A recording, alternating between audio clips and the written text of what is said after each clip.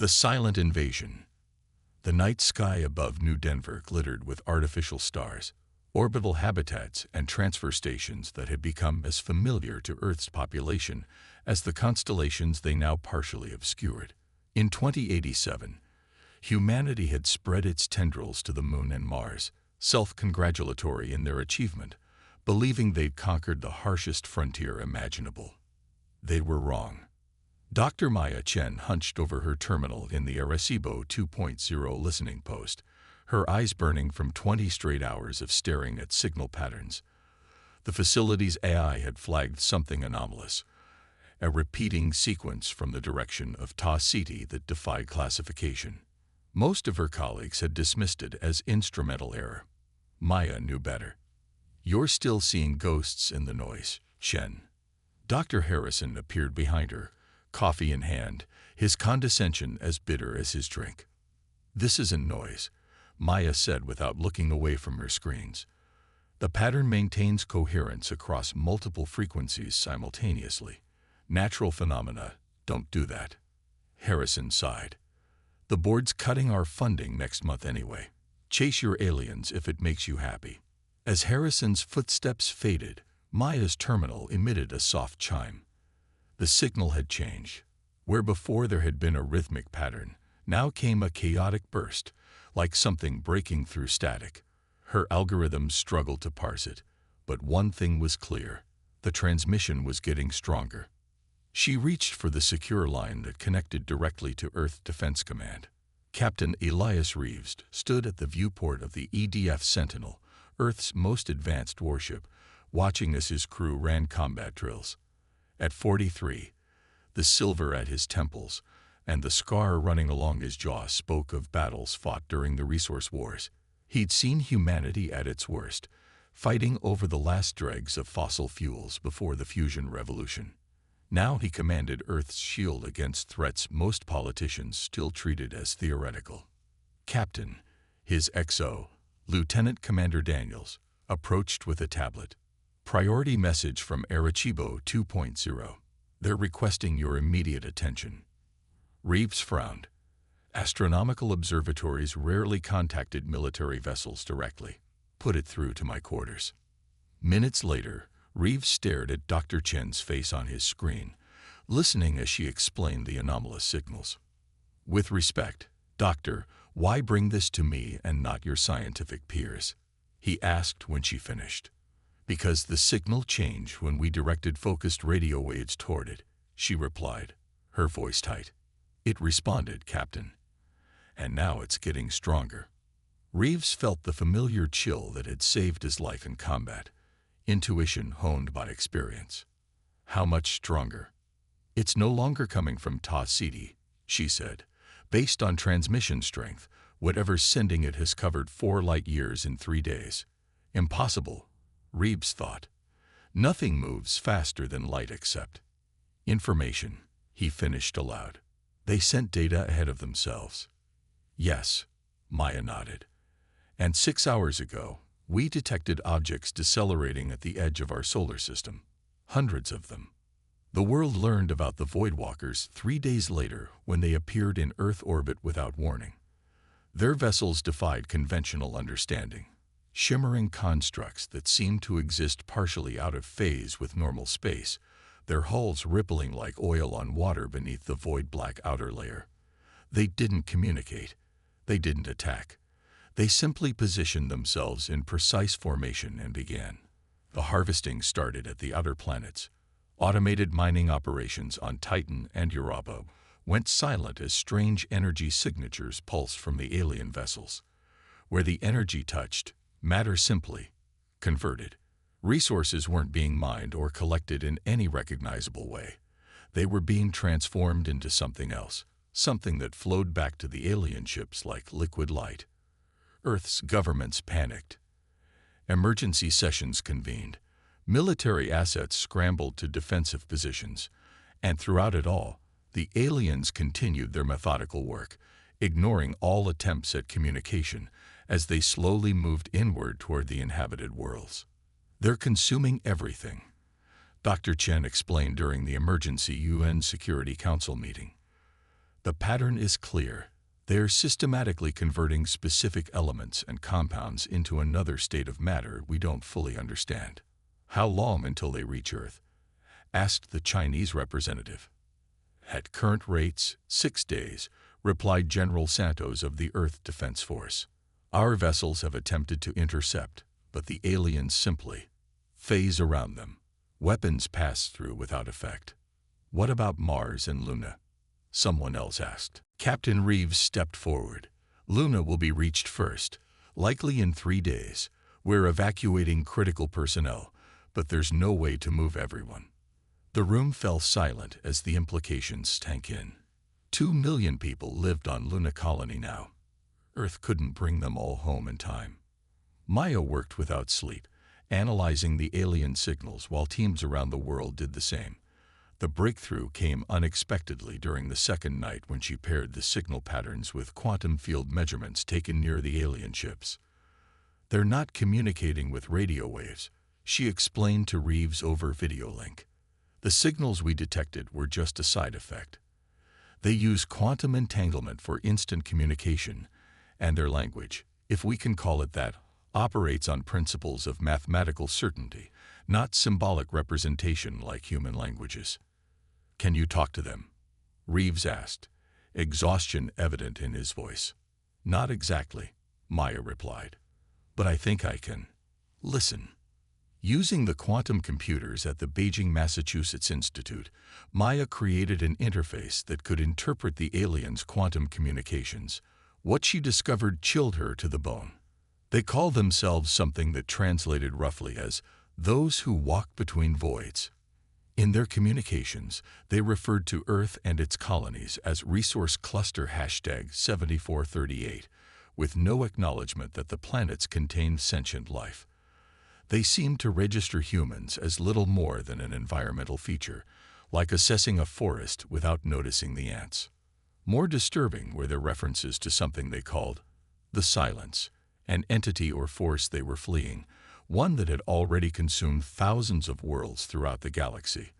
The Voidwalkers weren't conquerors. They were refugees, desperately gathering resources to continue their flight. They don't even see us as a threat, Maya told the Emergency Council, or even as equals. We're just inconvenient life forms on planets they need to harvest. That's worse than hostility, Reeves said grimly. At least an enemy acknowledges your existence. Luna Colony died on a Tuesday. The Voidwalkers arrived at the moon and began their conversion process without pause. Earth's combined military forces launched a desperate assault, but plasma torpedoes and kinetic impactors passed harmlessly through the alien ships as they phased partially out of normal spacetime. From Earth, people watched in horror as sections of the lunar surface began to glow with unearthly light, then simply vanished, converted into the strange energy the aliens harvested. Desperate transmissions from colonists flooded Earth's communication systems before abruptly cutting off. Captain Reeves led the final rescue mission, piloting a transport vessel to evacuate a research outpost on the far side. They were pulling away from the surface when he witnessed it firsthand.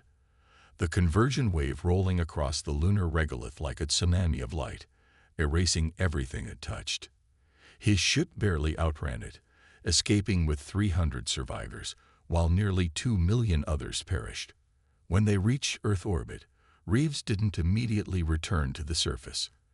Instead, he ordered his vessel to maintain position, watching the aliens work.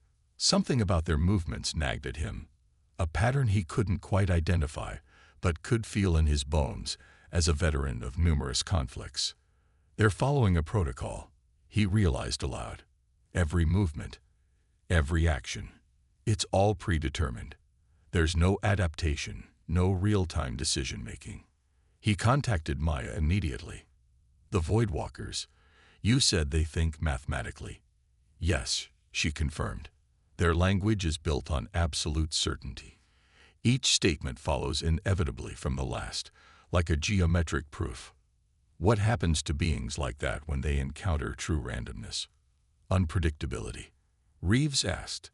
An idea forming.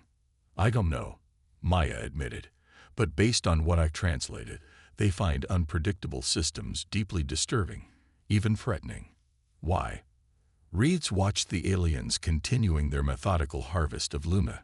Because I think I know how to fight them. And it's the one thing humans have always excelled at, even when it works against us. What's that? Maya asked. Chaos, Reeves replied. Pure, unpredictable chaos. As Earth prepared for the aliens' arrival in 3 days, a desperate plan began to form, one that would either save humanity or hasten its extinction. But for the first time since the Voidwalkers arrived, Captain Reeves felt something other than dread. He felt hope, the human variable. Grief has stages, humanity learned, but for a species facing extinction, those stages accelerate. The day after Luna fell, Earth mourned. By evening, rage had replaced sorrow. By morning, that rage had crystallized into something humanity had rarely achieved throughout its bloody history: perfect unity. Old enemies shared resources, political rivals coordinated strategy. Religious leaders prayed together in unprecedented gatherings. If humanity was to perish, it would do so as one. In the underground command center beneath the Himalayas, Dr. Maya Chen and Captain Elias Reeves presented their plan to what remained of Earth's leadership. The holographic display showed the approaching Voidwalker fleet, now less than 40 hours from Earth. The Voidwalkers operate on mathematical certainty, Maya explained, her voice steady despite her exhaustion. Their consciousness, their technology, and their strategy all depend on predictable patterns. This is both their greatest strength and their vulnerability. Reeves stepped forward. We can't outgun them. We can't outrun them. But we can confuse the hell out of them. He gestured to the tactical display. We're calling it the Chaos Protocol. The plan was audacious to the point of madness. Rather than mount a conventional defense, Earth would embrace unpredictability in its purest form. Military assets would execute randomly generated maneuvers. Communications would follow no decipherable pattern. Even civilian infrastructure would participate. Power grids fluctuating, internet traffic routed chaotically. Transportation systems operating on deliberately irrational schedules. This is insanity. General Kimura objected. You want us to abandon military doctrine and just, what? Act randomly. Not just randomly, Maya clarified. We need controlled chaos, unpredictability with purpose, like jazz musicians improvising around a theme. The Voidwalkers' quantum communications indicate they're deeply disturbed by systems they can't predict. Reeves added, their reference to the silence that hunts them describes it as the consumer of patterns. They flee from unpredictability even as they crave mathematical certainty. The Chinese premier leaned forward.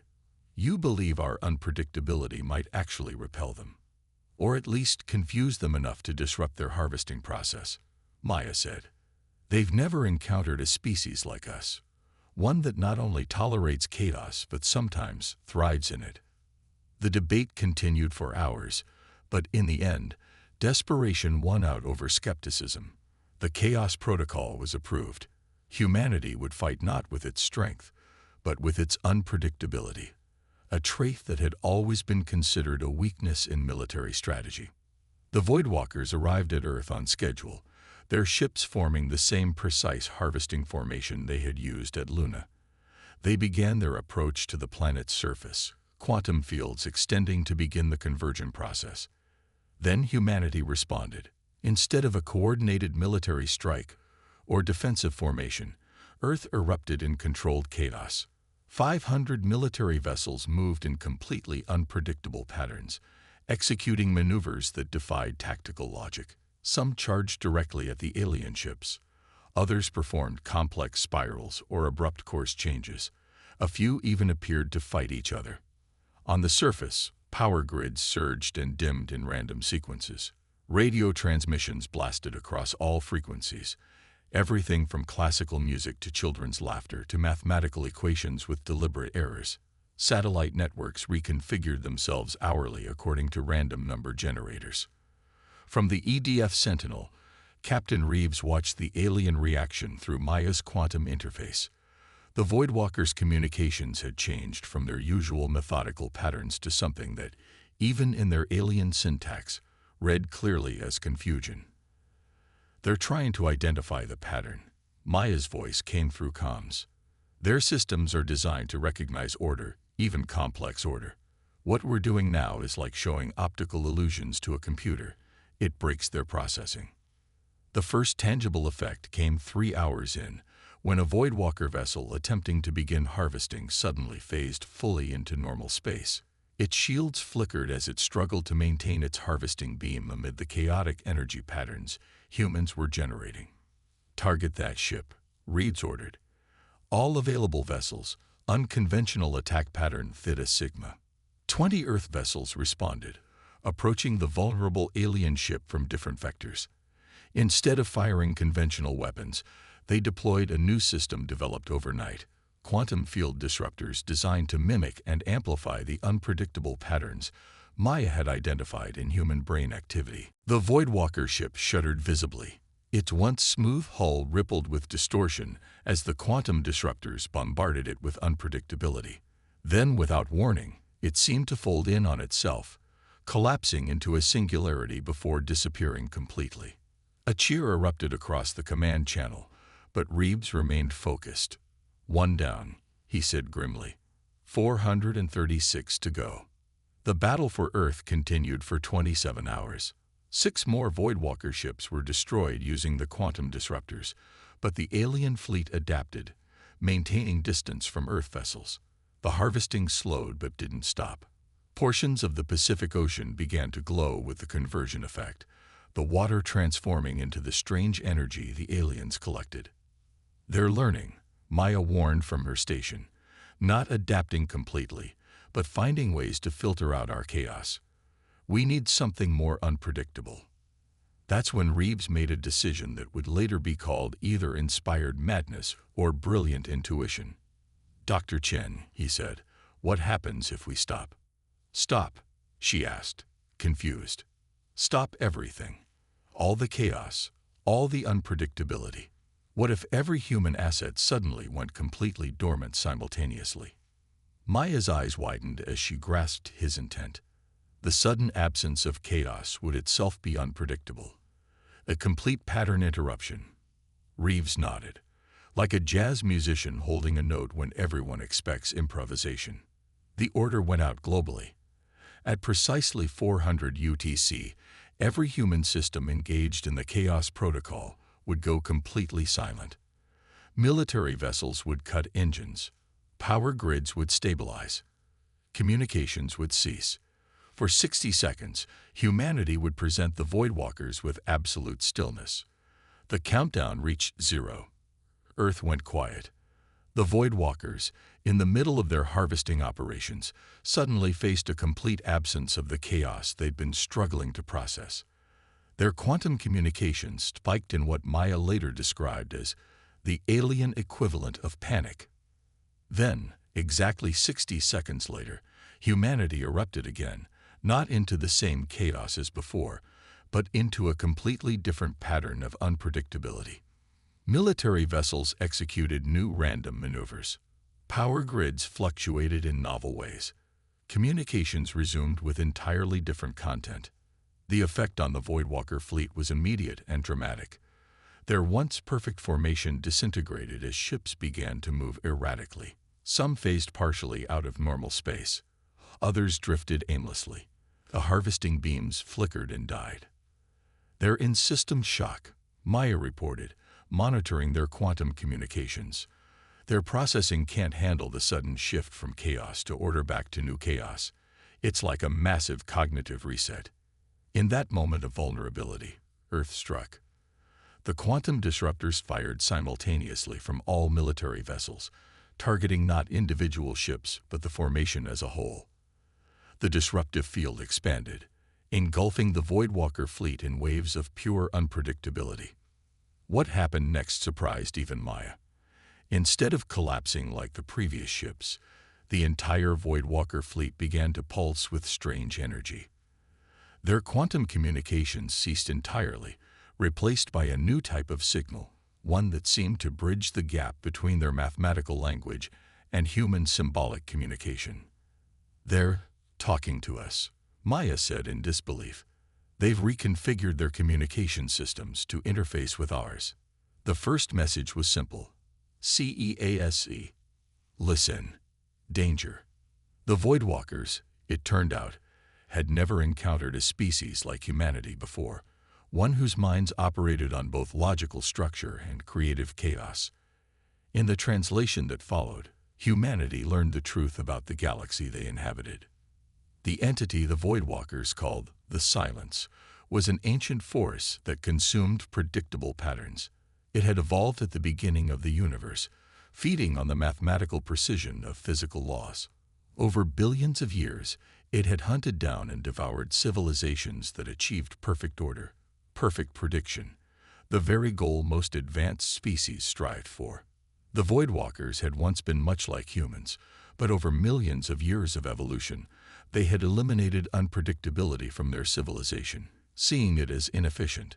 They had achieved perfect mathematical harmony, only to discover that such harmony attracted the Silence like a beacon. Now they fled across the galaxy, harvesting resources to fuel their escape, never staying in one place long enough for the Silence to find them. They hadn't recognized humans as sentient because human thought patterns appeared as random noise to their perception, until the Chaos Protocol forced them to see differently. "Your chaos saved you," the Voidwalker representative explained through Maya's interface. "The Silence cannot track what it cannot predict. Your species naturally generates the very protection we have been trying to artificially create." Captain Reeves stood with Earth's leaders as they absorbed this revelation. "So our unpredictability, our chaos, is actually our greatest strength." "Not merely strength," the Voidwalker replied. "Salvation.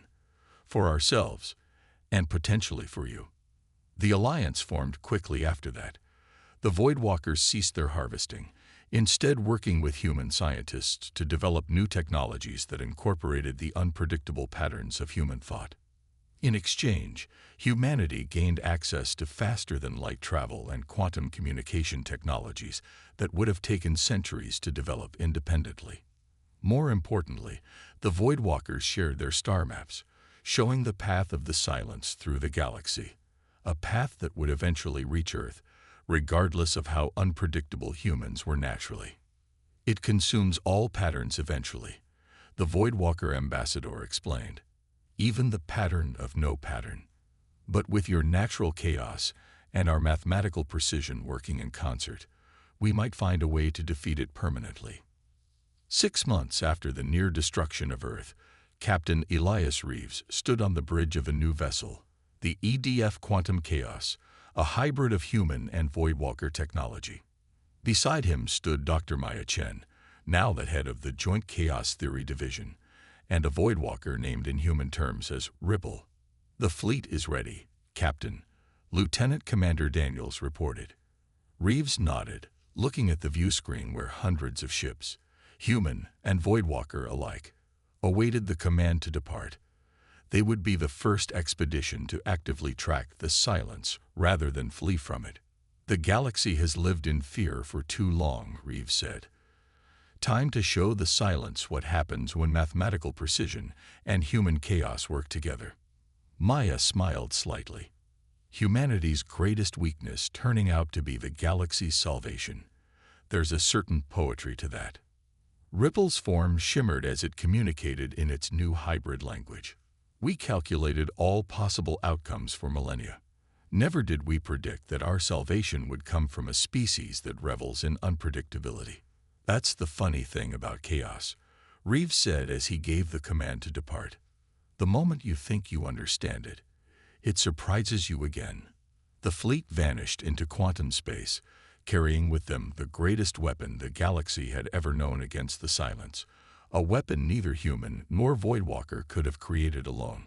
Organized chaos, the perfect fusion of order and unpredictability.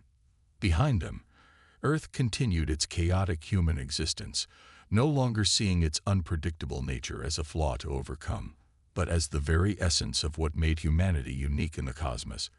The species that had once feared its own destructive potential now embraced the creative chaos that had saved not just one world, but potentially an entire galaxy. The stars no longer trembled. For the first time in eons, they pulsed with something new: hope.